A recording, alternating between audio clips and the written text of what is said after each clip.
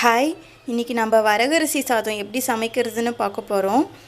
First நீங்கள் தண்ணியை போட்டு ஊற வச்சுக்கோங்க.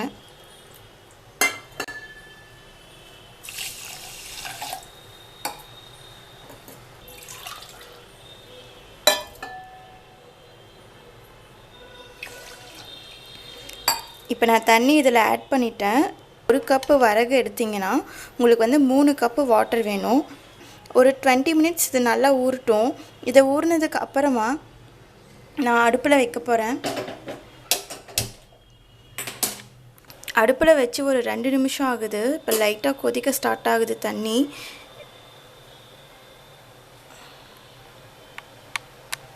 தண்ணி நல்லா கொதிக்க ஸ்டார்ட் ஆயிடுச்சு. இப்போ பார்த்தீங்கன்னா மேலே இது மாதிரி எல்லோவாக வரும். இதை நீங்கள் எடுத்துடணும். இது நம்மளுக்கு அழுக்கு தான் இது.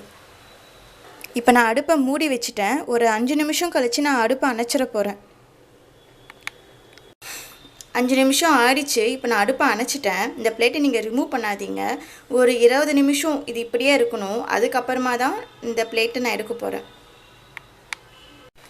இப்போது 20 மினிட்ஸ் ஆகிடுச்சு. சாதம் நல்லா பாயில் ஆகிடுச்சு.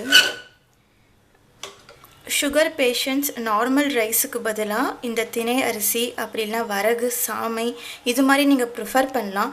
ஏன்னா இதில் உங்களுக்கு பார்த்தீங்கன்னா கார்போஹைட்ரேட்ஸ் ரொம்பவே கம்மி, ப்ரோட்டீன் ரொம்ப ஜாஸ்தி, ஃபைபரும் ரொம்ப ஜாஸ்தி. இது ரொம்ப ஹெல்த்தியும் கூட.